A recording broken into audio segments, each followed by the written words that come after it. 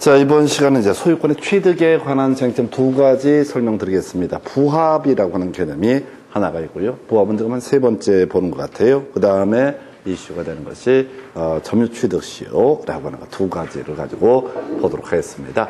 자, 먼저 소유권의 취득이라는 것 따로 등기 필요 없죠. 그래서 부합이라고 하는 것은 부동산에 동산 등이 달라붙게 되면은 특별한 사정이 없으면 어떻다? 그 부동산의 소유자가 그 동산 등의 소유권을 함께 취득을 한다라고 해서 부합이라고 하는 것은 두 개의 물건이 달라붙었는데 따로 이걸 떼내기 위해서 과도한 비용이 지출되는 경우 등을 얘기해서 이런 경우 그냥 부동산의 소유자가 그 물건의 소유권을 취득한다라는 개념을 부합이라고 부르게 됩니다. 해서 경우수 따져볼까요? 자, 토지 소유권의 부합이 인정되는 케이스. 자, 부동산의 소유자, 그 부동산에 부합한 동산의 소유권을 취득한다 해서 동산이 토지하고 달라붙게 되면 어떻다? 이때는 바로 토지 소유권에 귀속되게 된다 해서 이게 이제 기름 탱크 같은 것들이 이슈가 되죠. 해서 우리 주유소라고 하는 것에 토지가 있습니다. 그 밑에 기름 탱크를 심게 됩니다. 그러면 이때 뭐라고요? 그 기름 탱크라고 하는 것은 토지 소유권에 부합한다. 근데 경우에 따라서 토지보다 그 동산이 더 비쌀 수도 있거든요. 어느 쪽이 됐든 간에 바로 동산은 어떻다? 토지 소유권에 부합하게 된다라고 할 것. 두 번째 이슈가 되는 것. 농작물. 아까 설명드렸던 내용이죠. 정당한 관원 없이 농작물을 재배하게 됩니다. 그리고 수확기도 이르기 전입니다. 그러면 이때 농작물이라고 하는 것은 토지 소유권에 부합하게 된다. 토지 소유자 것이 된다. 이런 취지가 되겠고요. 자, 수목이라고 하는 것 똑같은 구조죠. 자, 정당한 관원 없이 수목을 재배하게 되면은 이 수목, 자, 나무에 심어진 나무의 소유권은 당연히 누구의? 바로 토지 소유자에게 귀속되게 된다. 이렇게 정리를 하게 됩니다. 자, 그러면 건물 소유권의 부합이라고 해서 자, 건물에 대해서 임차인 등이 증축을 하게 됩니다. 그리고 고조상, 이용상 독립성이 인정되지 않는다라고 한다면 이때는 건물 소유자에게 그 증축된 부분의 소유권이 귀속되게 된다라고 하는 것. 요런 식의 논리 구조가 되게 되는 거여서 자, 근데 이제 요즘에는 저는 이제 부합이 되느냐 되지 않느냐를 가지고 구성을 했었고요. 요즘에는 부합의 효과라고 하는 것이 29회 30회 때 출제 포인트가 되게 됩니다. 세 가지 이슈가 나오는데요. 첫 번째, 부당이득 반환이라고 해서 부합으로 인해서 소유권을 상실한 사람은 부당이득의 요건 등이 충족되면 그것을 반환을 청구할 수 있다. 해서 예를 들어볼까요? 자, 어떤 토지 위에 누가 수목을 재배했습니다. 그럼 이제 수목, 정당한 관원 없이 재배가 됐다. 그러면 그 수목의 소유권은 누구한테? 토지 소유자에게 귀속이 되는 건 별개의 문제로 나무를 심었던 사람은 그것이 일정한 요건 하에서 부당이득 반환 청구의 대상이 된다라고 전제가 되게 되면 토지 소유자에게 뭘 주장할 수 있다? 부당이득 반환을 청구할 수 있다. 똑같은 논리 구조로 건물의 증축이 이루어지게 됩니다. 임차인이 증축을 했어요. 고조상, 이용상, 독립성이 인정되지 않는다라고 하게 되면은 이때 똑같이 뭘 주장할 수 있다? 임차인은 자, 그 증축된 부분의 소유권 자체는 주장할 수 없지만은 부당이득 반환을 청구할 수 있다라고 하는 거. 해서 요런 게 하나의 축이고요. 그 다음에 좀 어려울 수 있는 게 저당권의 효력이라고 하는 거. 이거 가지고 하나 설명드려볼까요? 자, 갑소유의 X 토지에 대해서 자, 돈을 빌려주고 저당권이라는 것을 가지게 됩니다. 저당권을 취득을 하게 됩니다. 그러면 이제 저당권자 을이라는 사람이 입장에서는 갑이 돈을 갚지 않게 되면 뭘 할 수 있다? 경매 청구라고 하는 것을 할 수가 있습니다. 자, 그래서 자, 병이라는 사람이 이 부동산을 자, 경매를 통해서 낙찰을 받게 된다라고 했을 때 이 위에 토지 소유권에 부합한 물건에 대해서도 당연히 어떻다? 소유권을 취득함이 원칙이다라고 하는 거. 자, 저당권의 효력은 부합물, 종물의 그 효력이 미친다. 이게 원칙이 되겠습니다. 자, 다시요. 애초에 갑소유의 X토지에 대해서 저당권을 설정할 때 나무 없었어요. 근데 정당한 관원이 없는 자가 나무를 심어서 낙찰받은 사람, 토지를 낙찰받은 병이 이 낙찰을 받은 받았을 때는 어디까지? 나무까지 있다라고 한다면 당연히 저당권의 효력이 부화물 종물에 미치기 때문에 낙찰받은 사람은 나무의 소유권도 같이 취득을 하게 된다. 근데 이제 이건 예외 항목이 나중에 저당권 파트에서 있어요. 그래서 이 저당권의 효력을 부화물 종물에 미치지 않기로 저당권 설정 계약을 체결할 때 약정을 하고요. 저당권 설정 등기를 할 때 그 내용을 등기까지 하게 되면은 그때 저당권의 효력은 부화물 종물에 미치지 아니한다. 그래서 자, 갑소유의 X 토지에 대해서 우리 저당권 돈을 빌려주면서 저당권 설정 계약을 체결하고 저당권 설정 등기를 할 때 혹시 이 토지가 지금 나대지인데 여기에 만약에 수목이 새롭게 재배가 됐다라고 한들 이 부분은 저당권 경매 대상에서 제외한다라는 특약을 맺고 등기까지 하게 되면 이 사람 뭐라고요? 병이라는 사람이 낙찰받았을 때 그 나무의 소유권은 취득할 수 없다라고 하는 이건 이제 저당권이라는 엮어서 하나 구성을 하는 주제가 되겠고요. 그리고 또 하나가 부속물의 매수 청구. 이건 임차권이라는 개념과 엮어서 구성을 하게 됩니다. 자, 해서 건물 임차인 증축한 부분이 구조상, 이용상 독립성이 없는 경우로서 임차인 이때 부속물의 매수 청구를 할 수가 없다라고 되어 있습니다. 가볼까요? 자, 갑소유의 X 토지에 X 건물이라고 한번 해볼까요? 갑소유의 X 건물에 대해서 을이라는 사람이 임차인입니다. 임차권을 가지고 있습니다. 이 임차인이 이 건물에 대해서 일정하게 뭔가를 달라붙게 합니다. 그래서 달라붙게 하는데 이게 이런 경우 있다 싶시다. 만약에 시스템 에어컨을 설치한다라고 한번 해보겠습니다. 그럼 이제 시스템 에어컨을 나중에 분리할 수 있다는 전제하에서 임대인의 동의를 받거나 임대인으로부터 매수를 해서 부속을 시키게 되면 임차인은 임대인에게 소위 부속물의 매수라는 것을 청구할 수 있다. 이렇게 이제 스토리를 잡아가는 거예요. 그런데 어떻게 하다 보니까 이 시스템 에어컨이라고 하는 것이 자, 그 건물에서 다 떼낼 수가 없다. 떼내면 완전히 다 고장이 나고 개판돼 버린다. 그러면 이때 부합이 발생하게 된다. 그러면 시스템 에어컨은 건물 소유자 것이 되게 된다. 이런 논리 구조가 되는 거예요.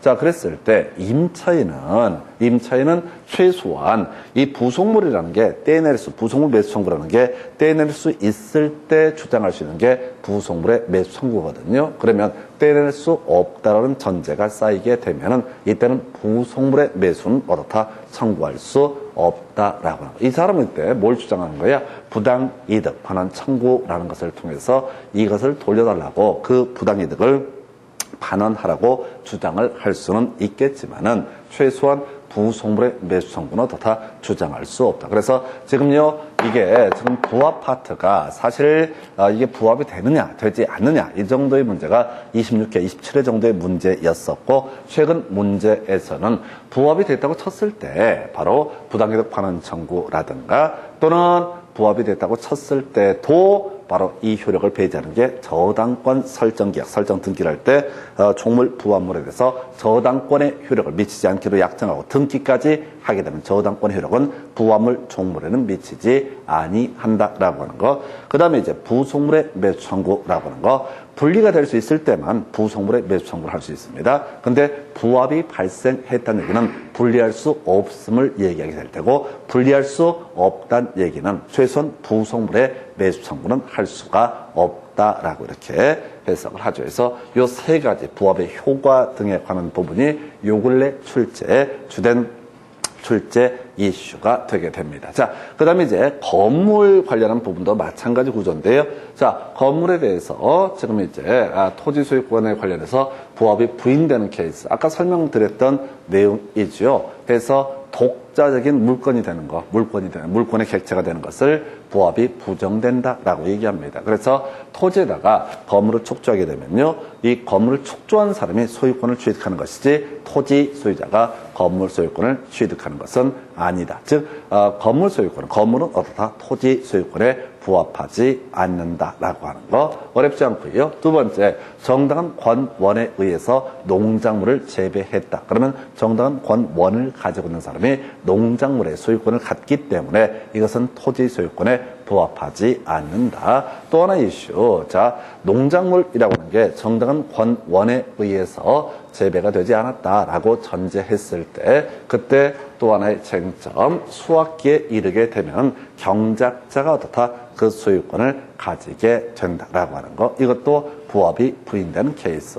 정당한 권원에 의해서 식재된 수목이라고 하는 거. 역시 토지 소유권에 부합하지 않는다. 그래서 이 부분은 앞에서 지금 소유권의 범주 얘기할 때 이미 설명드렸던 내용. 그래서 결국은 시험 문제 맥락이 되는 것은 아무리 봐도요. 부합이 인정되는 케이스. 그 다음에 그보다 더 중요한 게 부당이득 반환 청구, 저당권의 효력 범주, 그리고 임차인에게 있어서 부속물의 매수 청구, 요거 될 거냐 말 거냐, 요런 것을 가지고 주로 출제 이슈를 삼게 됩니다. 자, 요 문제가요, 지금 8년 동안 하나, 둘, 셋, 넷, 5문제 정도가 출제가 됐습니다. 그래서 여러분 교재 103페이지 가서 확인을 해 보도록 하겠습니다. 103페이지 가서 보시게 되면 핵심 지문이라고 해서요. 1번, 부동산에 부합된 동산의 가격이 부동산의 가격을 초과하더라도 그 동산의 소유권은 원칙적으로 부동산의 소유자에게 귀속된다라고 해서 아까 설명드렸던 내용이죠. 자, 주유소 부지에 기름 탱크 겁나 비싸다고 치고요. 기름 탱크를 땅 밑에다 심게 된다. 그러면 그때는 그 동산인데 동산의 소유권이 누구에게? 토지 소유자에게 귀속되게 된다. 금액과는 별개의 문제로 봐야 되겠다. 이렇게 봐야겠고요. 2번 질문이요. 시가 1억 상당의 부동산에 시가 2억 상당의 동산이 부합하게 되면은 특약이 없는 한 동산의 소유자가 부동산의 소유권을 취득한다. 틀렸죠? 부동산의 소유자가 동산의 소유권을 취득한다. 이렇게 가야 됩니다. 그래서 자, 지금 부동산에 부합하는 것이지 동산에 부합하는 것은 아니다. 금액은 중요치 않아요. 자, 동산과 부동산이 결합되면 바로 부동산의 소유자가 동산의 소유권을 취득한다. 이렇게 가야겠고요. 3번. 부동산 간에도 부합이 인정될 수 있다. 자, 부동산 간은 토지하고요, 수목 생각하시면 됩니다. 토지하고 일정한 농작물. 자, 우리가 수목이나 농작물도 걸어다니는 게 아니죠. 동산이 아닙니다. 그래서 부동산이 되게 됩니다. 그래서 옳은 표현.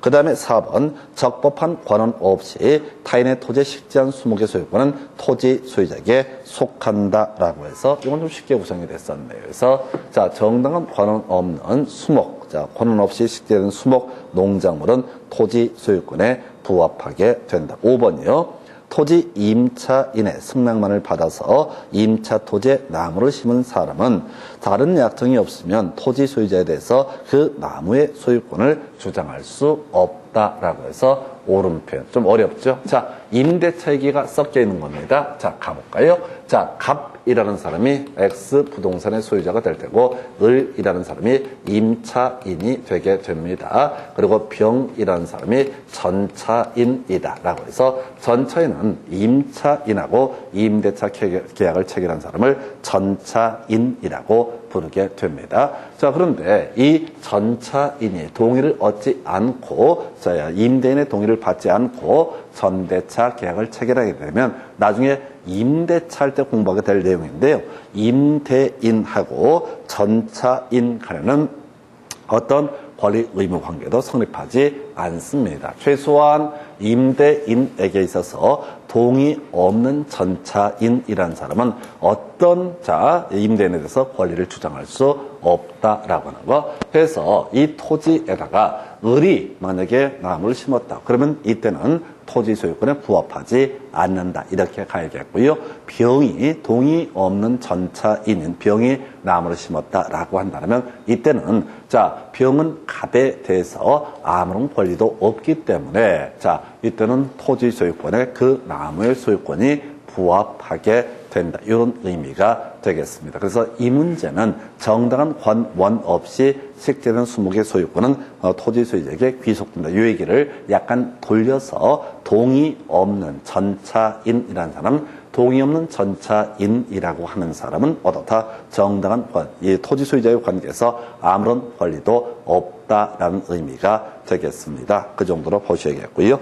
그 다음에 이제 6번지문요. 토지 소유자와 사용 대차 계약을 맺은 사용차주가 자신 소유의 수목을 식재한 경우, 자, 수목의 소유권자는 여전히 사용차주에 대해서 나름의 정당한 권원이 있는 것이죠. 사용차주, 사용대차의 개념을 설명드리면 임대차와 사용대차는 똑같은 겁니다. 다만 임대차는요, 유상을 전제로 하는 개념이고 사용대차는 무상을 전제로 하는 개념입니다. 그래서 자, 우리가 볼펜 친구한테 빌렸습니다. 이걸 뭐라고 그런다? 사용대차라고 부르게 됩니다. 쓰고 돌려준다는 얘기가 전제가 깔려 있거든요. 이에 비해서 자, 지금 이제 임대차는 유상을 의미한다. 이 새로운 용어가 나와서 조금 이제 부담스러울 수 있는 그런 영역이 되겠습니다. 7번이요. 건물 임차인이 권원에 기해서 증축한 부분은 구조상, 이용상, 독립성이 없으면은 이때는 임대인 소유에 속하게 되는 거죠. 부합이 발생하기 때문에. 근데 임차인 소유에 속한다라고 했으니까 이 지문은 틀린 표현이 되게 됩니다.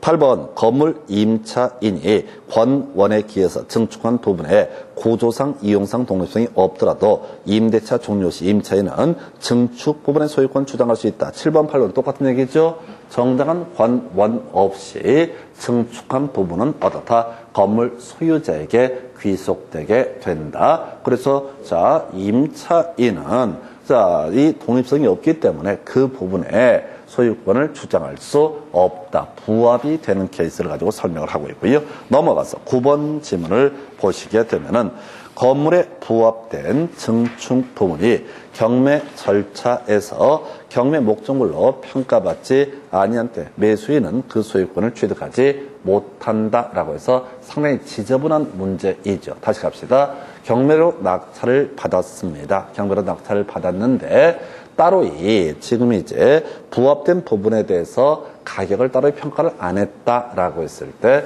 이때 소유권 취득하느냐 마느냐라고 하는 거 당연히 경매로 낙찰을 받으면은 앞에서 경매에서 포인트는 뭐죠? 저당권 설정 계약을 체결할 때 그것을 배제하기로 하는 특약이 있고 등기 있지 않는 이상 당연히 낙찰된 물건의 소유권을 취득을 한다. 그래서 뭐 이런 식이죠. 지금 3층짜리 건물인데요. 3층짜리 건물이 경매 대상물이 되게 됩니다. 근데 임차인이 3층 건물 위에다가 테라스 같은 걸 좀 이렇게 예쁘게 꾸며놨다. 그럼 이제 부합이 발생하게 되는 것이죠. 또로 테라스를 뭐 분리해서 이를 성질할 것이 아니니까 부합이 발생하게 된다. 그럼 이제 매수인, 민사집행법상 매수인은 당연히 그 테라스까지 당연히 소유권을 취득한다. 이런 취지인데 아주 어려웠어요. 판례 지문을 끌고 들어와서 되게 당황스러웠던 지문. 근데 중요한 건 답이 아니다라고 하는 것. 그래서 우리가 지금 쭉 공부를 해가면서 중간중간에 막히는 지문, 좀 부드럽지 못한 지문이 있습니다.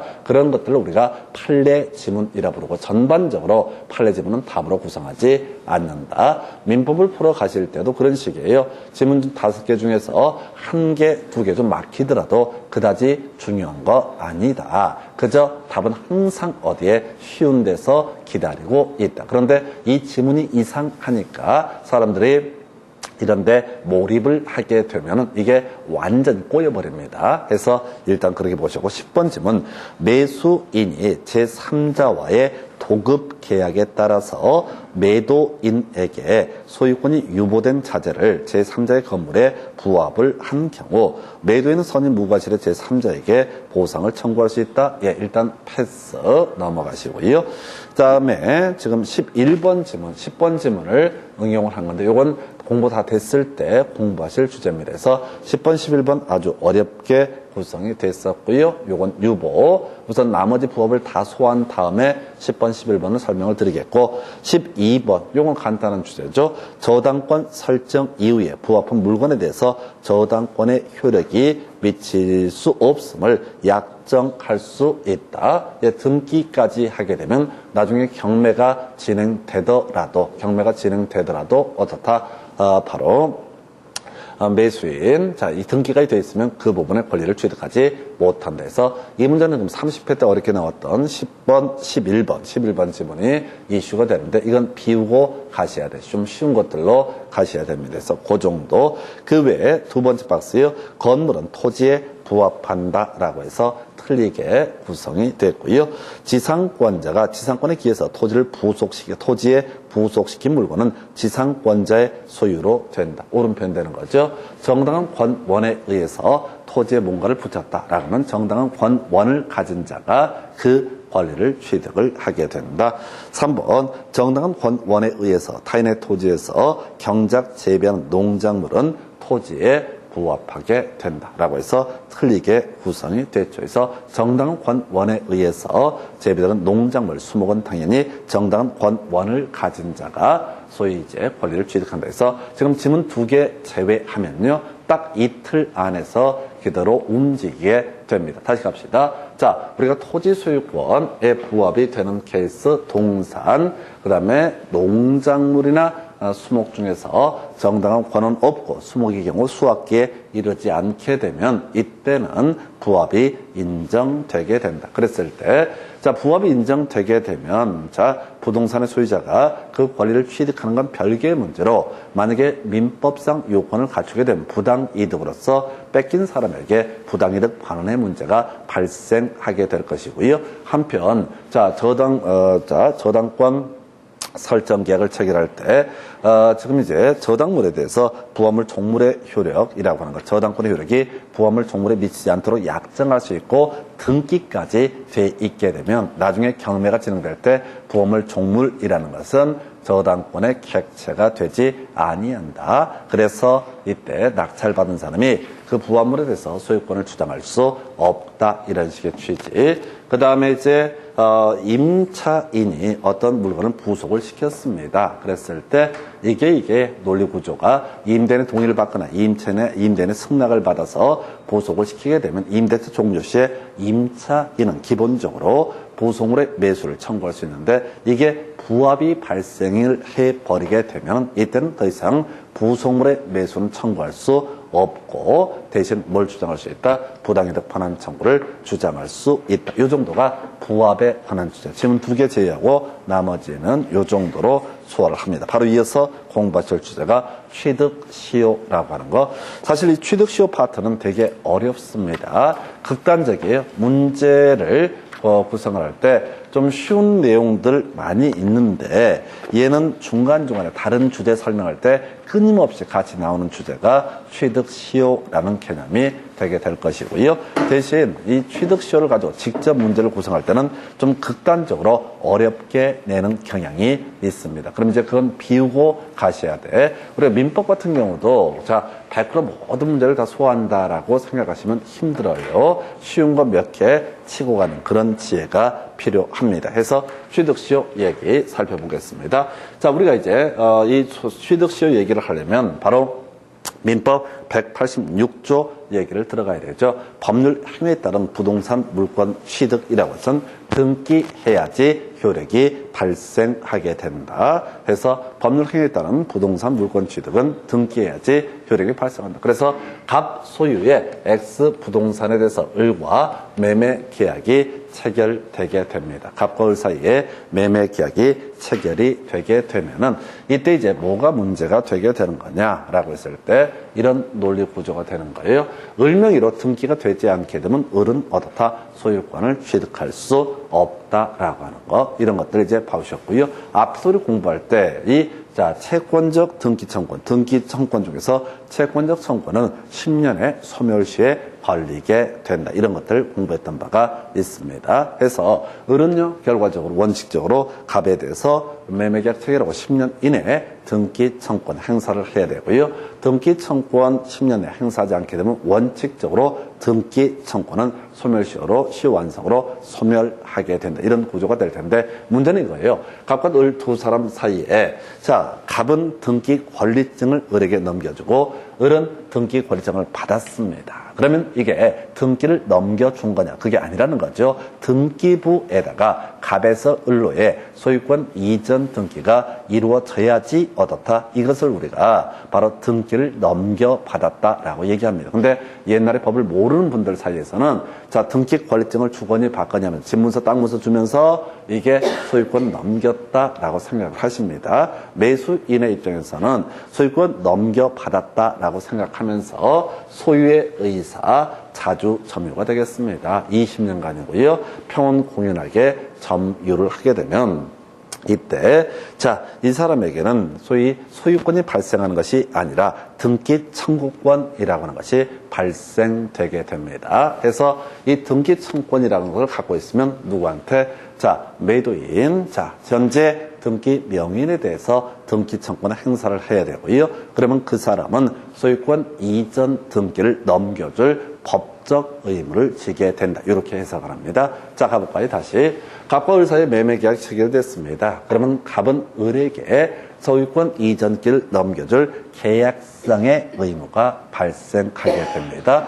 그런데 을이 등기 청구권을 행사하지 않아서 자, 세월이 흘러서 20년의 기간이 흘렀고 이 사람이 평온공연하게 자주 점유를 했다라는 것을 입증을 해 보여서 지금 뭘 하게 되면 등기 청구권을 행사하게 되면 이때는 계약상의 채무가 아니라 민법 245조 1항에 따른 법적 의무, 즉 소유권 이전기를 넘겨줄 의무가 있다 해서 일반적으로 매매 계약에 있어서는 계약상의 채권 채무의 문제로 해석을 해야 되고요. 그 다음에 점유 취득 시효에 따른 등기 이전 의무는 법상 의무가 되게 됩니다. 해서 자, 그래서 20년간 소유 의사로 평온공연하게 부동산 점유하면 시효 완성자에게 등기 청구권이 발생하게 된다. 아직은 소유권 취득 못했습니다. 단순하게 등기를 넘겨달라고 할 권리만 발생한 상태입니다. 이렇게 우리 민법에서 점유 취득 시효라고 하는 것을 인정을 하는 취지는 그런 취지예요.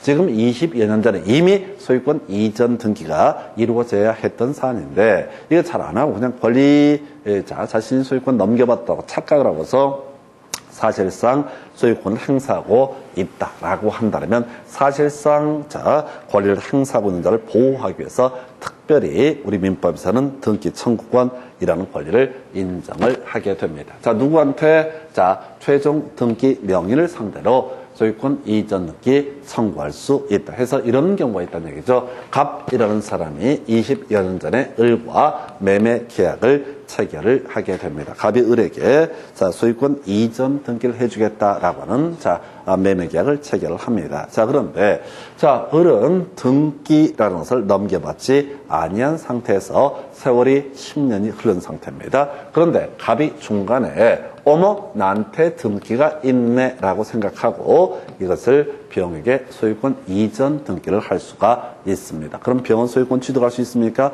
당연히 소유권 취득할 수 있습니다.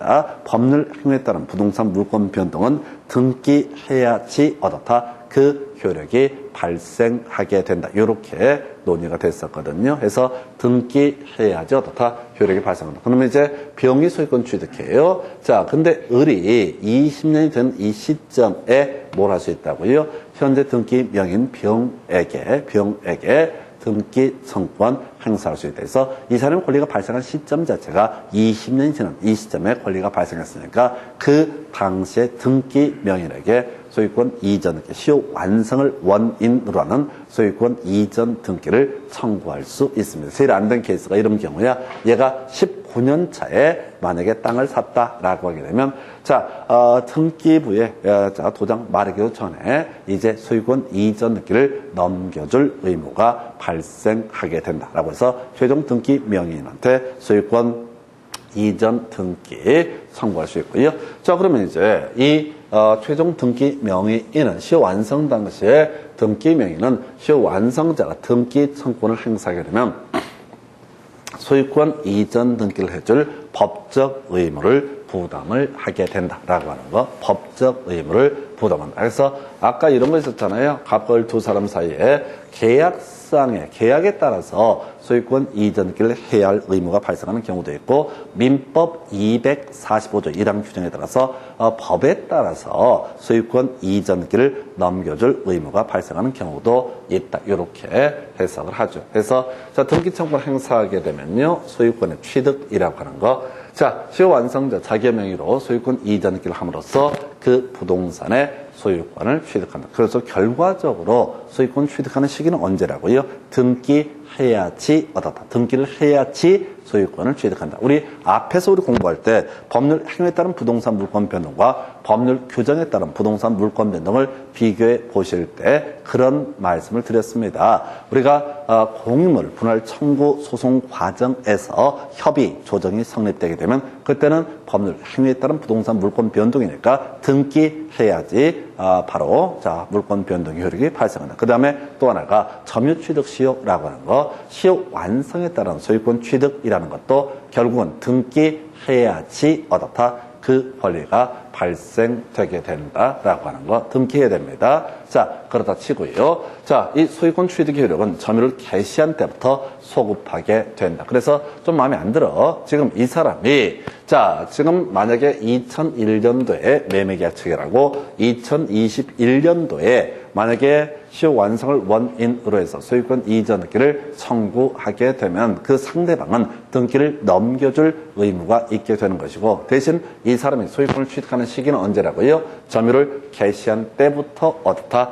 그 소유권을 취득을 하게 된다라고 하는 거. 여기까지는 그래도 해볼 만해요. 왜? 우리 앞에서 원시 취득의 예시로서 건물을 신축하거나 시효 완성에 따라서 자 바로 등기 넘겨받게 되면 이 두 가지가 원시 취득의 한 종류로 해석을 했던 것이고요. 여기까지는 뭐 그렇게 해볼 만해요. 근데 출제 포인트 제일 어려운 게 이 파트입니다. 자, 시효 취득 전에 원소유자가 그 토지에 설정한 근저당권 이거 유효한 것으로 해석을 하게 됩니다. 그리고 시효 취득자가 지금 이제 등기 넘겨받은 시효 취득자가 자, 피담보 채무를 변제한 후 원소유자에게 그 변제액을 부당 이득 반환 청구할 수 없다라고 되어 있네요. 이런 경우 있다 하십시다. 갑이라고 하는 사람이 을에게 20여 년 전에 팔았습니다. 그래서 을은 등기 권리증 뭐 이런 것을 가지고 어떻게 한다고요? 등기 권리증을 가지고 나서 소유권 취득했다고 오해를 하고서 소유의 의사로 평온공연에게 점유를 하고 있습니다. 자, 중간에 병한테 팔았네요. 병한테 팔았는데 병이 여기다가 저당권 혹은 근저당권 같은 얘기입니다. 돈을 빌리고 이 토지를 담보로 저당권을 설정을 하게 됩니다. 그리고 20년이 된 상태에서 누가 이 시효 완성자가 등기 청권을 행사해서 소유권을 취득을 하게 됩니다. 자, 등기하게 되면 점유를 개시한 때부터 소유권을 취득한다라고 되어 있어요. 점유를 개시한 때부터 소유권을 취득한다는 얘긴즉슨 20년 전으로 돌아간다 이런 얘기가 됩니다. 그런데 중간에 있는 건 당연히 뭐가 돼요?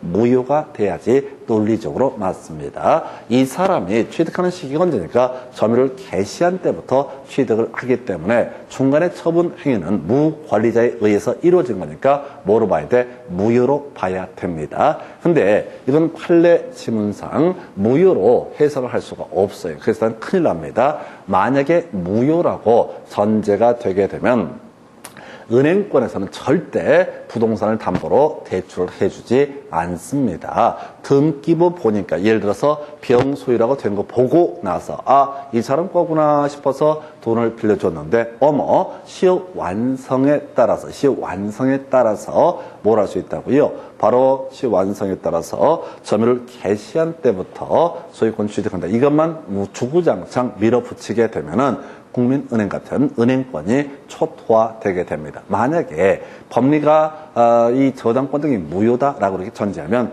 아예 작정을 하고 작당을 해서 뭘 한다고요? 얘하고 이거 짜고서 하는 거야. 저당권 딱 설정해서 돈 융통한 다음에 그냥 자 어떻게 해버려? 바로 시효 완성에 따라서 뭘 주장한다? 시효 취득을 주장을 하게 되고, 그러면은 병이 은행에 빚을 지는 건 별개의 문제로 안 갚아 못 갚는 거지. 다 팔아버렸으니까 재산이 하나도 없으니까 실질적으로 은행을 농락하는 문제가 터지게 됩니다. 그래서 우리 지금 이제 판례에서는 점유를 개시한 때부터 소유권을 취득한다라고 하더라도 기존에 자, 지금 처분 행위, 저당권 설정 행위는 어떻다? 유효한 것으로 해석을 한다. 그래서 유효한 것으로 해석하기 때문에 어떻다? 이것에 대해서 지금 시효완성자가 지금 저당권 말소 등기를 하기 위해서 돈을 갚았다고 했을 때 원소유자에 대해서 부당이득 편한 청구할 수 없다. 이게 좀 독특한 구조예요. 요거 하나가 특이한 구조. 그래서 이게 일반적인 시효취득의 법률 관계가 되게 됩니다. 그래서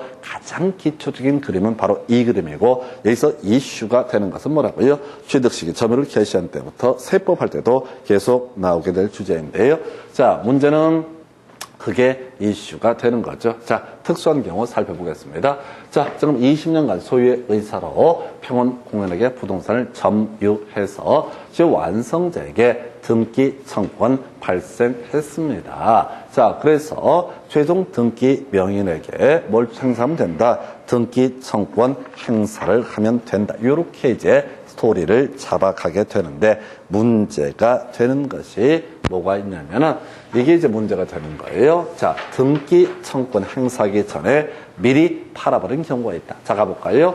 자, 갑소유의 X 부동산에 대해서 을이라는 사람이 20여 년 전에 매매 계약을 통해서 소유권 이전 등기 넘겨받기로 이렇게 됐습니다. 중도금, 잔금 다 지급했습니다. 자, 그런데 이때 등기 권리증만 넘겨받고요. 이 사람이 20년간 소유사로 평원공연에게 점유를 하게 됩니다. 그때 이제 중간에 갑이병이라는 사람에게 이 부동산을 팔아버린 경우가 존재하게 된다. 갑이병이라는 사람에게 어떻다? 다시 팔아버리는 경우가 존재한다. 그래서 병이라는 사람이 소유권 취득했습니다. 자, 20년이 딱 된 시점이야. 그러면 을은 누구에게? 병에게 소유권, 자, 시효완성에 따른 소유권 이전 등기 청구할 수 있다. 이게 이제 기본 법률 관계예요. 그런데 얘가 20년이 지나서 21년 차가 된 상태에서 아직 모르고 있는 거야. 아직 모르고 있어서 이 사람이 등기 청구권을 행사하지 않았습니다. 근데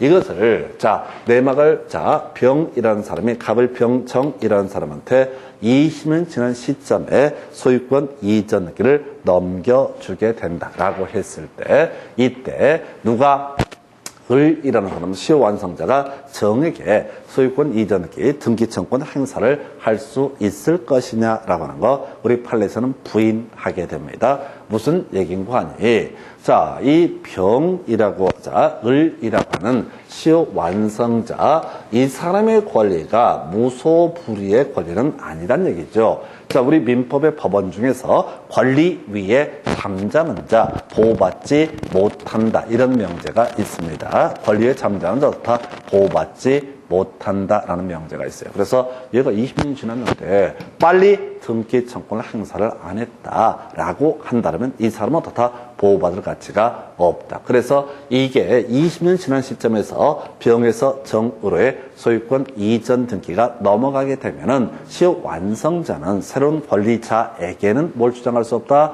바로 등기 청구권 행사를 할 수가 없다라고 하는 거. 그런데 20년 되면 바로바로 뭘 해야 된다? 바로 자신의 권리를 행사해야 되는 것이고, 자신의 권리를 행사하고 있지 않아서 그 과정에 새로운 권리 관계가 성립되게 되면은 그때는 누구에 대해서 지금 시효완성자를 보호해주지 않겠다, 이런 얘기입니다. 다시요. 지금 을이라는 사람은 어떻게 해야 된다고요? 바로 20년 경과되면 바로 등기 청구를 행사를 해야 되는 거지, 멀뚱멀뚱 바라보고 있으면 어떻다? 이때는 제3자가 취득했을 때 이 사람과 등기 청구는 더 이상 행사할 수 없다. 물론 법 논리적으로는 그런 얘기를 합니다. 이 정이 취득한 시점부터 또 20년을 기다리게 되면은 등기 청구권 행사할 수 있다, 이런 논리가 나오긴 하는데 뭐 그건 이제 옛날 문제들이고요. 자, 그래서 지금 자, 소유권 이전 등기 넘겨야 되는데, 자, 먼저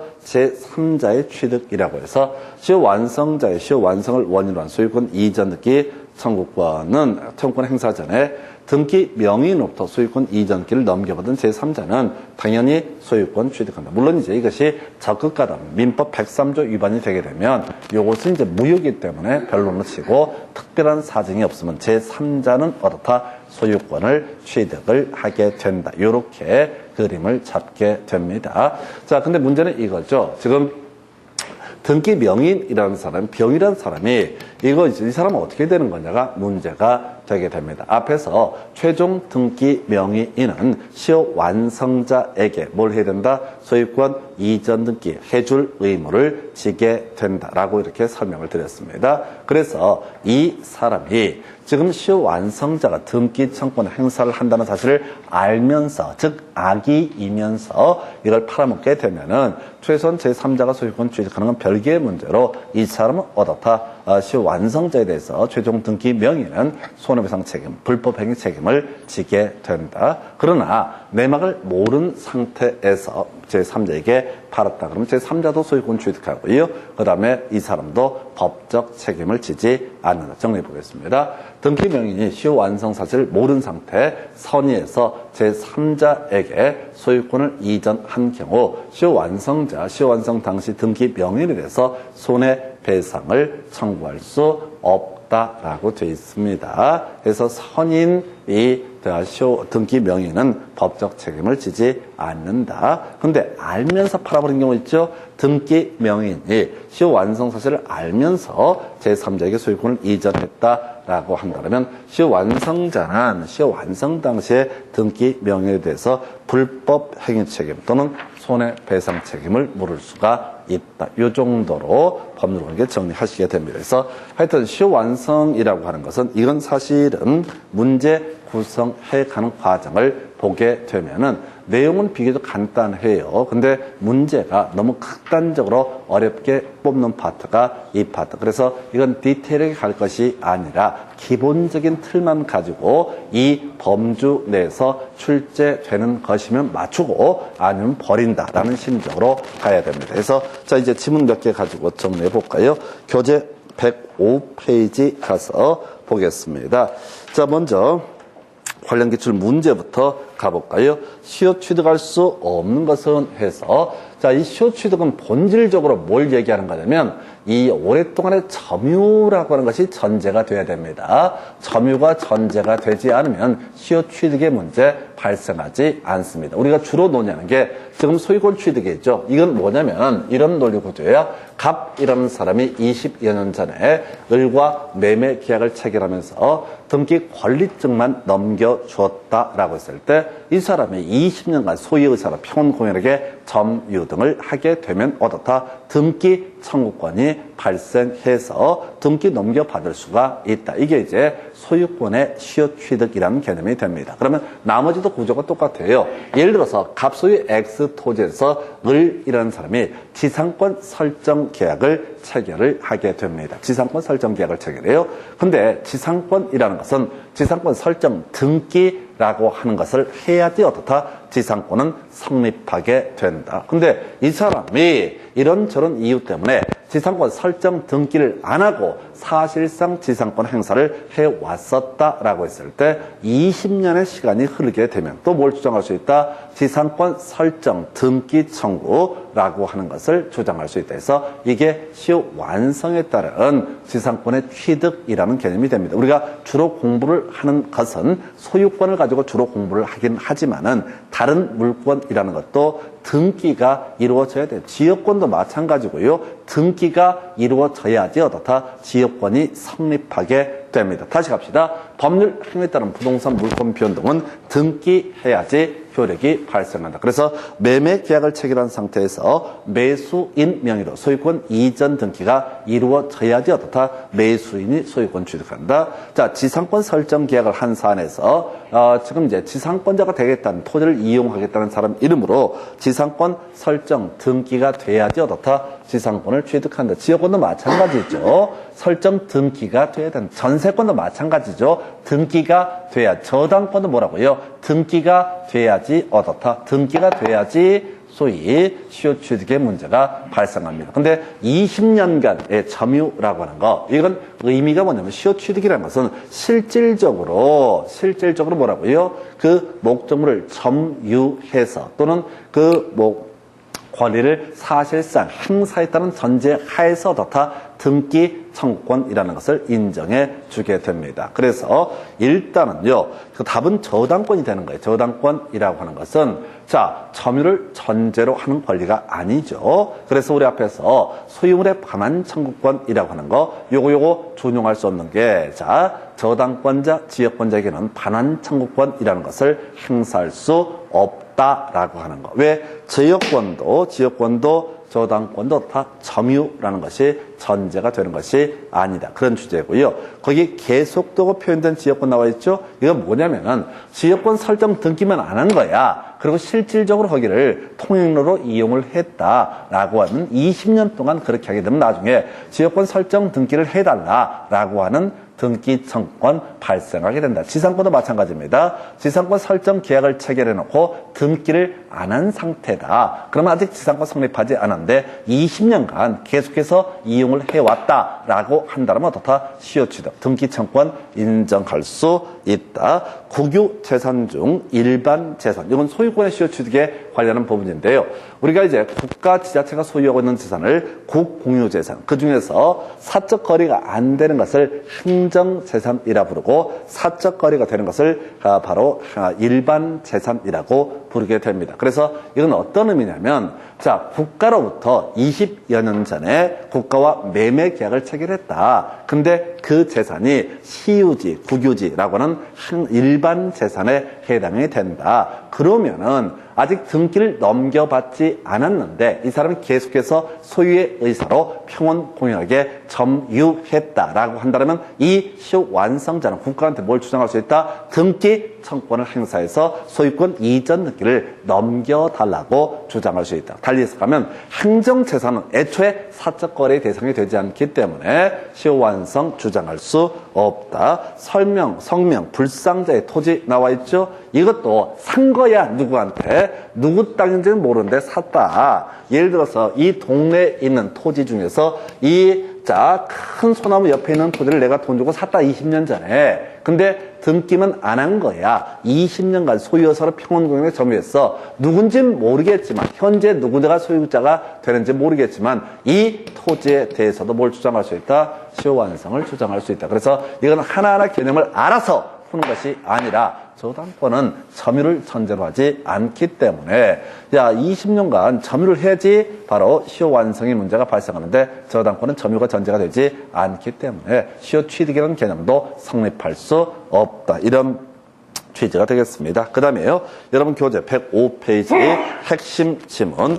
점유취득 시효의 기초가 되는 점유에는 간접 점유도 포함된다. 라고 되어 있죠? 당연히 포함되죠. 이런 경우죠. 갑소유의 X 부동산을 을이 샀어. 그리고 이 부동산에 등기를 안 한 상태에서 B형한테 임대차 계약을 체결했다. 그러면 을은 뭘 하고 있다? 간접 점유를 하고 있다. 그래서 20년 동안 계속 차임 받아가면서 이렇게 됐을 때, 20년 지났으니까, 자, 아직까지 등기가, 소유권 이전 등기가 안 된 걸 발견하고, 시효 완성을 원인으로 하는 소유권 이전 등기 청구할 수 있다. 이런 식의 구조. 2번, 부동산에 대한 악의의 무단 점유는 점유 취득 시효의 기초가 되는 자주 점유로 추정된다. 말도 안 되는 거죠. 애초에 자신에게 권원이 없다라는 사실을 알면서 무단으로 점유했다라는 전제에서 얘는 아무 권한 없이 20년 동안 사용만 해온 거야. 그때 와서 이제 와서 시효 완성을 원조로 한 등기 청구는 당연히 인정되지 않는다라고 하는 거. 3번 시효 취득을 주장하는 자 자주 점유점을 증명할 책임이 있다. 틀렸죠? 자, 우리가 앞에서 점유라고 하는 것, 소유의 의사로는 점유로 추정하게 된다. 선의로 점유한 것으로 추정하게 된다. 평온 공유한 점유를 추정을 하게 된다. 그래서 자주 점유는 입증할 책임이 없다. 이렇게 가게 되는 것이죠. 그 다음에 그러니까 실질적으로 시효 완성을 주장하는 사람은 20년간의 점유만 입증해 보이게 되면 어떻다? 이때 바로 시효 완성을 원인으로 등기 청구권 행사할 수 있다. 이런 식의 구조고요. 4번 부동산에 대한 압류 또는 가압류는 점유 취득시효를 중단시킨다. 아무 상관없습니다. 자, 이건 좀 뜬금없는 지문인데요. 갑이라고 하는 사람이 X 부동산을 누구에게? 을에게 자 20여 년 전에 팔았습니다. 20여 년 전에 팔았습니다. 그래서 을은 집건 줄 알고 계속해서 평온 공인하게 점유해서 잘 이용을 하고 있는데 갑의 채권자가 너 부동산 있네? 돈 안 갚어? 안 갚어? 그래서 여기다 압류나 가압류를 했다라고 했을 때 이게 이제 점유취득시효는 아무런 관련이 없는 것이죠. 그래서 취득시효 중단시키는 것은 아니다 해서 어렵습니다. 실제 아무 관계가 없는 얘기를 해서 좀 당황스러울 지문인데 일단은 기본되는 내용 계속 숙지하실 것. 교재 106페이지 가서 확인을 해볼까요? 106페이지 가서 첫 번째 핵심 지문 1번 보겠습니다. 자, 시효 취득자는 취득시효 완성으로 비로소 소유권을 취득시 완성으로 바로 소유권을 취득할 수는 없고 이를 원인으로는 소유권 이전 등기 청권이 발생할 뿐이다 라고 해서 옳은 표현 되겠습니다. 두 번째 질문이요. 부동산에 관해서 적법 유연 등기를 해서 소유권을 취득한 사람이 부동산을 점유하는 경우 사실 상태를 권리공개로 높여 보호할 필요가 없다라면 그 점유는 취득 시효의 기초가 되는 점유라고 할 수 없다. 패스. 너무 길어요. 이 얘기는 너무 힘들어요. 읽다 보면 지칩니다. 3번. 취득 시효가 완성된 점유자는 토지 소유자가 시효 완성 후 당해 토지에 무단으로 담장 등을 설치하더라도 그 철거를 청구할 수 없다라고 해서 자, 요건 이제 점유권 얘기를 하는 거예요. 자, 20년간 소유의 의사로 평온 공연하게 점유하고 있습니다. 그러면 이제 등기 청권이 발생해서 나중에 소유권을 취득하는 건 별개의 문제로 이미 점유하고 있는 상태니까 이 사람에게는 점유권이라는 것이 인정되게 됩니다. 자, 그러면은 토지 소유자가 담장을 설치하거나 등등등을 하면 이 사람의 점유권을 침해하는 것이기 때문에 안 됩니다. 자, 그 다음에 4번 가볼까요? 자, 취득시효 완성 후 시효 취득자가 소유권 이전 등기 절차 이행의 소를 제기했으나 그 상대방의 소유를 인정해서 합의로 소유를 취한 경우 이것은 시효이익의 포기이다 해서 좀 어려운데요.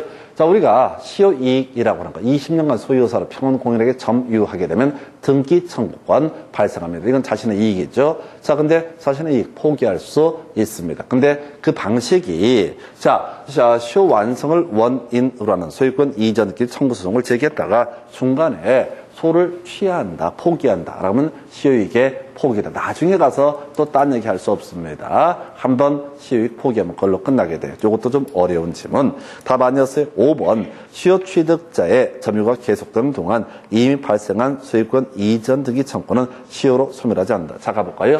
우리 앞에서 그런 얘기를 했었죠. 자, 우리가 매매 계약을 체결해서 매수인이 자, 매도인에 대해서 행사하는 등기 청구권 10년의 소멸시효에 걸리게 됩니다. 그 10년 지나면 어떻다? 등기 청구권 행사할 수 없음이 원칙인데 만약 그 사람이 그 부동산을 계속해서 점유를 하고 있다면 이것은 시효 완성으로 등기 청구권 소멸하지 않는 똑같은 논리 구조예요. 자, 이 사람이 지금 시효 취득자의 점유가 계속되는 동안 이미 발생했던 소유권 이전 등기 청구는 시효로 소멸하지 않는다. 그게 뭔 소리냐면, 자, 갑소유의 X 부동산에 대해서 20여 년 전에 이 사람이 매매를 통해서 샀습니다. 등기 안 넘겨받았어요. 그런 상태에서 지금 20년이 됐습니다. 그럼 등기 청구 발생했거든요. 근데 이 을은 아직도 모르고 있어. 이 부동산이 자기 거라고 믿고서 있을 뿐이고 등기 청구권이 발생했다는 사실도 모르고 있어. 그러면 25년 차가 됐을 때 그때 등기 청구권 행사할 수 있는 거냐? 당연히 할 수 있다. 30년이 됐을 때 등기 청구권 행사할 수 있느냐? 할 수 있다.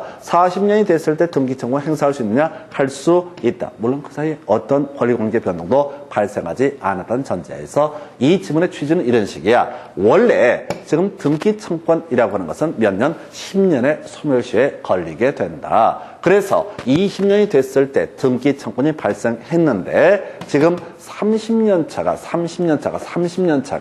되게 됐을 때 10년 넘어서 31년이 됐을 때 자, 바로 등기청권 시효 완성으로 소멸한다. 누가 이걸 주장을 했다고요. 그랬을 때 이 사람은 계속해서 점유하고 있기 때문에 자, 등기청권 시효 완성으로 소멸하지 않는다. 이런 취지가 되겠습니다. 그래서 다시 갑시다. 매매를 원인으로 소유권 이전 등기청권 소멸시효 10년입니다. 근데 매수인이 계속 점유하고 있다면 이때 시효 완성으로 소멸하지 않는 똑같은 구조로 20년간 소유 의사로 평온공인에게 점유한 이 사람에게 시효 완성에 따른 등기청권이 발생되게 되는데 원래 등기청권 10년의 소멸시효에 걸리게 된다고요. 10년 지나면 권리가 소멸해야 정상인데 계속해서 25년, 30년 이때도 계속 점유를 하고 있다면 이때는 자 시효 완성에 따른 등기청권은 어떻다 소멸하지 않는다. 이런 취지의 취지. 6번 지문이요. 시효 진행 중에 목적 부동산이 전전양도가 된 경우 시효가 완성된 경우 시효 완성자는 최종 등기 명의자에게 이전 등기 청구할 수 있다라고 하는 거. 자, 맞나요? 근데 왜 그러지? 다시 시효 진행 중에 목적 부동산이 전전양도가 된 후 시효가 완성된 경우 시효 완성자는 최종 등기 명의자에 대해서 이전 등기를 청구할 수 있다. 이거 맞는 건데요. 잘못 표시가 되어 있네요. 그래서 5로 수정을 해 주셔야 되죠. 그래서 시효 진행 중에 목적 부동산이 소유권이 계속 바뀌었다고요. 그러면 이제 이때는 최종 등기 명의자에 대해서 소유권 이전 등기 청구할 수 있다. 오른편이 되어야 됩니다. 7번. 자, 등기부상 소유 명의자가 진정한 소유자가 아니면 원칙적으로 그를 상대로 취득세 완성을 원인으로 소유권 이전 등기 청구할 수 없다. 해서 이런 경우 있다 할까요? 자, 갑이라는 사람이 X부동산을 누구한테 을에게 매도한 상태입니다. 자, 그런데 이 병이라는 사람이 서류를 조작해서 갑명의 등기를 자기가 가져갔다라고 한다면 이 병명의 등기는 무효가 되게 됩니다. 그래서 시효 완성이 됐을 때 을은 병에 대해서는 등기 청권 행사할 수 없다. 진정한 권리자가 아니기 때문에 이런 식의 구조가 되겠습니다. 그 다음 교재 107페이지 시효 취득으로 인한 소유권 이전 등기 청권이 발생하면 부동산 소유자와 시효 취득자 사이에 계약상의 채권 관계가 성립한 것으로 본다. 틀렸죠? 계약상의 채권이 채무가 아니라요. 법상 의무가 되게 됩니다. 그래서 등기 청권 발생하게 되면은 지금 최종 등기 명의는 어떻다? 소유권 이전 등기를 해줄 법적 의무를 부담하게 되는 것이지 계약성의 채권 채무가 아니다. 20여 년 전에 매매 계약에 따른 소유권 이전 등기 의무는 계약상의 의무가 되겠지만 자, 시효 완성에 따른 등기 청권에 따른 소유권 이전 등기 의무라고 하는 것은 계약성의 의무가 아니라 법상 의무. 자, 9번 아직 등기하지 않은 시효 완성자 그 완성 전에 이미 설정되어 있던 가등기에 기해서 시효 완성 후에 소유권 이전의 본등기를 마친 자에 대해서 시효 완성을 주장할 수 있다. 자, 요건 이렇게 되게 어려운 지문이고 자, 듣고 버리시면 돼. 자, 갑이라는 사람이 X부동산을 을에게 매도를 했습니다. 을은 이때부터 20년의 기간을 걸려 있습니다. 20년의 기간이 완성이 되게 됩니다. 이 문제는 사실 버릴 지문이 너무 어렵기 때문에. 자, 그런데 갑이라고 하는 사람이 이 부동산을 누구한테 19년 차에 병에게 양도하는데 소유권 이전 등기를 한 것이 아니라 병명의 가등기만 이루어졌습니다. 병명의 가등기만 이루어졌어요. 그래서 지금 19년 차에 매매를 원인으로는 청권 보전에 가등기가 여기에 자 병명의 가등기가 이루어졌다. 그러면 그 병이 소유권 취득합니까? 못합니까? 병은 소유권 취득하지 못하게 됩니다. 자, 우리가 소유권 이전의 효력이라는 본등기 했을 때 어떻다?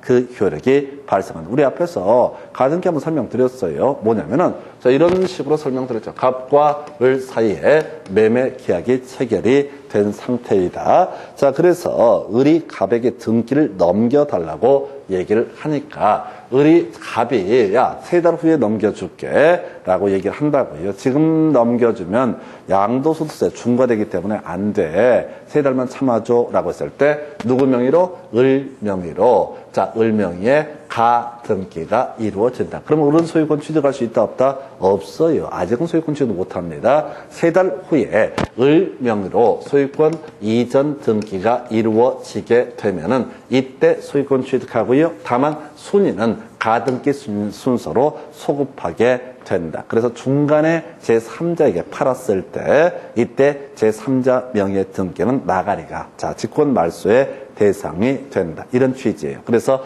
지금 이 사안은 뭐냐면 이 병이라는 사람이 자 19년 차가 됐을 때 매매 계약을 원인으로 하는 소유권 이전 청권 보존은 가등기를 한 상태입니다. 병이 소유권 취득했습니까? 취득 못했습니다. 소유권 취득 못한 상태입니다. 그리고 나서 20년이 넘은 상태에서 병이 소유권 이전 등기를 넘겨받게 됩니다. 자, 다시요. 포인트. 20년이 넘겨진 상태에서 병이 소유권 취득했다. 그러면 누구? 시효 완성자는 병한테 소유권 이전 등기 청구할 수 있다 없다? 없다라는 거. 딱 20년 됐을 때 그 당시에 등기 명인에게 뭘 주장하는 건 별개의 문제로 소유권 이전기를 청구를 주장하는 건 별개의 문제로 그 후에 권리를 취득한 사람에 대해서는 어떻다? 바로 시효 완성을 원인으로 한 등기 청구권 행사할 수 없다. 다시 지금 가보겠습니다. 아직 등기하지 아니한 시효 완성자, 그 완성 전에 이미 설정되어 있던 가등기에 기해서 시효 완성 후에 소유권 이전의 본등기를 마친 사람에 대해서 시효 완성을 주장할 수 있다? 아니라고요. 지금 이 사람은 시효 완성 후에 본등기가 이루어지면 결과적으로 20년 경과한 시점에 어떻다? 소유권을 취득한 것이다. 아까 이런 거 있었잖아요. 자, 등기 명의인한테서 20년 후에 소유권을 제3자가 취득했다. 그럼 어떻다? 이 제3자는 소유권을 무조건, 적극 가담을 제외하고는 무조건 소유권 취득한다. 그러니까 이게 가등기에 기한 본등기를 했다는 얘기는 이 사람이 지금 언제 20년 경과가 된 시점에서 소유권을 취득했음을 의미합니다. 그러니까 이때는 시효 완성자는 이 가등기에 기한 본등기를 한 사람한테 20년 후에 취득을 했으니까 이 사람한테는 어떻다? 등기 청구권 행사할 수 없다라고 하는 거. 이렇게 가는 거예요. 그래서 상당히 어려웠던 지문 되겠습니다. 나머지 지문 두세 개 가볼까요? 107페이지. 시효 완성으로 이전 등기를 격려받은 자가 취득시효 기간 중에 체결한 임대차에서 발생한 임료는 원소유자에게 귀속한다 해서 틀렸죠. 자, 요거는 이렇게 가야 되죠. 지금 갑이 갑한테 을이 매수를 했어요. 그래서 지크라고 생각하고 임대차 계약을 체결했다. 그러면 점유를 개시한 때부터 소유권 취득하기 때문에 당연히 임대료는 누구한테? 시효 완성자에게 귀속이 되게 된다라고 하는 거.